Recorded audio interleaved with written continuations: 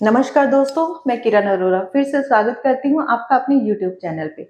दोस्तों, आज हम जिस विषय पर चर्चा करने वाले हैं वो है कि अगर आप प्रॉपर्टी परचेज करने का मन बना रहे हैं, तो आपको जो प्रॉपर्टी है वो किसी महिला के नाम से परचेज करते हैं। तो क्या होता है ना, कुछ लोग आपको बोल देते हैं कि आप अपनी पत्नी के नाम से प्रॉपर्टी परचेज कर लीजिए, आपको ये बेनिफिट मिलने वाले हैं।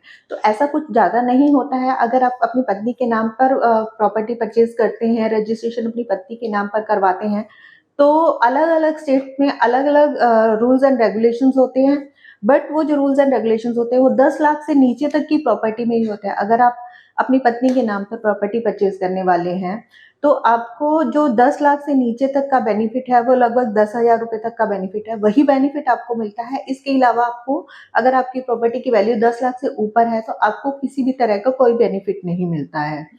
तो होता क्या है, अभी हम लोग पत्नी के नाम पर प्रॉपर्टी ले लेते हैं, तो प्रॉपर्टी लेते वक्त आपको 10,000 रुपए का बेनिफिट हो गया, लेकिन इन फ्यूचर आपको वो बेनिफिट बहुत ज्यादा नुकसानदायक भी हो सकता है। उसके कुछ एक नुकसान भी हो सकते हैं, जिसके बारे में आज चर्चा करेंगे हम। दोस्तों, प्रॉपर्टी खरीदते वक्त आपको कभी भी इमोशनल नहीं होना चाहिए कि आप अपनी पत्नी से बहुत प्रेम करते हैं तो आप उसके नाम पर प्रॉपर्टी परचेज कर लेते हैं। तो उसमें सबसे पहला नुकसान ये होता है, कभी हो सकता है कि आपकी पत्नी आपसे पहले एक्सपायर हो जाए, तो जो प्रॉपर्टी होती है, जो पत्नी के नाम पे आपने प्रॉपर्टी ली होती है, उसमें आपका किसी भी तरह का कोई हक नहीं रहता है, क्योंकि वो पूरा का पूरा जो उस पे मालिकाना हक होता है वो उसके बच्चों का हो जाता है। आपके बच्चे अगर हैं, तो आपके बच्चों का पूरा हक उस प्रॉपर्टी पे होता है। आपका उसमें एक भी 1% का भी किसी तरह का कोई हक नहीं रहता।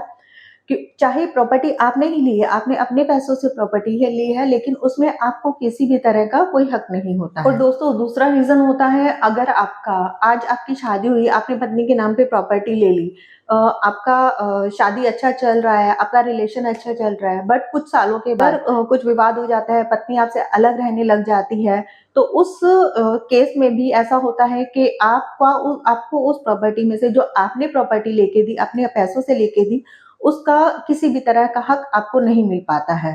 उसके अलावा अगर आपको कभी ऐसा लगता है कि अ, मैंने जो इन्वेस्टमेंट के ये पर्पज से आज पैसा डाल के रख दिया है, कभी आप दिवालिया हो गए या आपको पैसे की बहुत ज्यादा जरूरत हुई, उस टाइम पे अगर आप वो प्रॉपर्टी सेल करना चाहते हैं और आपकी पत्नी मना कर देती है, तो आप किसी भी तरह से उस प्रॉपर्टी को सेल नहीं कर पाते हो। तो एक रीजन वो हो जाता है कि आपने पैसा डाला इन्वेस्टमेंट पर्पस का सोच के, बट आपको जब जरूरत होगी तब आप वो प्रॉपर्टी जो सेल करके आपको वो जो पैसा है वो आप यूटिलाइज नहीं कर सकते हो, क्योंकि आपकी पत्नी ये भी बोल सकती है कि हाँ, हमने तो उस टाइम पे 10 लाख में प्रॉपर्टी लिया था, आज करोड़ों का वो प्रॉपर्टी हो चुका है, तो उसका वैल्यूएशन बढ़ रहा है, तो हम अब क्यों सेल करें। तो आप पत्नी से प्रेम करते हैं तो आप ऐसा कुछ उसको मना भी नहीं कर पाएंगे, बट आपको पैसे की बहुत जरूरत है, लेकिन आप वो प्रॉपर्टी किसी भी तरह से, जब तक आप अपनी पत्नी को पूरी तरह से कन्विंस नहीं कर पाओगे, आप उस प्रॉपर्टी को सेल नहीं कर पाओगे। और दोस्तों, एक रीजन ये भी हो जाता है कि आपने अपनी पत्नी के नाम पे प्रॉपर्टी परचेज कर लिया, किसी ऐसे रीजन की वजह से पत्नी आपके साथ नहीं रहना चाहती, या आप पत्नी के साथ नहीं रहना चाहते, पत्नी का कुछ अलग से अफेयर चल रहा है, या आपका कुछ एक्स्ट्रा मैरिटल अफेयर चल रहा है, उस केस में पत्नी आपसे अलग रहना चाहती है, तो उस टाइम पे भी आपका उस प्रॉपर्टी पे जो आपने परचेज करके पत्नी को as a gift deed purchase करके दिया है, तो उस प्रॉपर्टी पे आपका किसी भी तरह का मालिकाना हक नहीं रहेगा।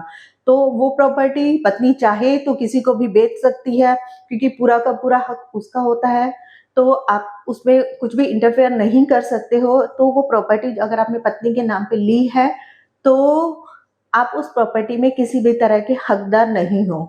तो होता क्या है ना, ऐसे केसेस में कोर्ट में अगर केस भी किया कुछ कि प्रॉपर्टी तो मैंने परचेज किया था, मेरा पैसा लगा हुआ है, लेकिन जो लॉयर्स होते हैं वो कहीं ना कहीं कुछ ना कुछ ऐसा डॉक्यूमेंट्स दिखा करके, कुछ ऐसे लॉज के अकॉर्डिंग आपको प्रॉपर्टी में कुछ भी हिस्सा मिलने वाला नहीं होता है। कुछ एक ऐसे एक्ट्स हैं जिनकी वजह से आपको उस प्रॉपर्टी में कुछ भी हिस्सेदारी नहीं मिलती है। तो बेटर यही होगा कि आप लालच ना करें। जो 10-15 हजार रुपये बचता है, जो 10,000 रुपये मैंने आपको बताया कि 10 लाख से नीचे की प्रॉपर्टी में ही बचा पाएंगे, तो वो 10,000 का लालच ना करते हुए आप प्रॉपर्टी अपने नाम पे ही ले, ताकि आप भी सुखी रहें, आपकी पत्नी भी सुखी रहे, और आपको इन फ्यूचर कुछ प्रॉब्लम भी नहीं हो। क्योंकि कभी कभी ऐसा होता है कि प्रॉपर्टी के चक्कर में घर में विवाद हो जाते हैं, और मोस्टली घरों में यही देखा गया है कि प्रॉपर्टी के चक्कर में बहुत से विवाद हो जाते हैं।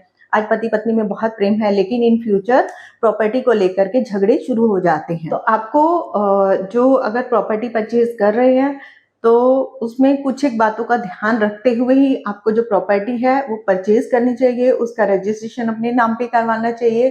ज्यादा लालच पे ना आए, पता लगे कि लालच आपको भारी पड़ जाए। तो दोस्तों, अगर आपको ऐसा मेरा वीडियो अच्छा लगा हो तो मेरे इस वीडियो को लाइक, शेयर और सब्सक्राइब कीजिए। और अगर अभी तक आपने मेरा चैनल सब्सक्राइब नहीं किया है तो मेरे चैनल को सब्सक्राइब कीजिए, क्योंकि सब्सक्राइब करेंगे तो आपको मेरे अपडेटेड वीडियोस मिलते रहेंगे। धन्यवाद दोस्तों।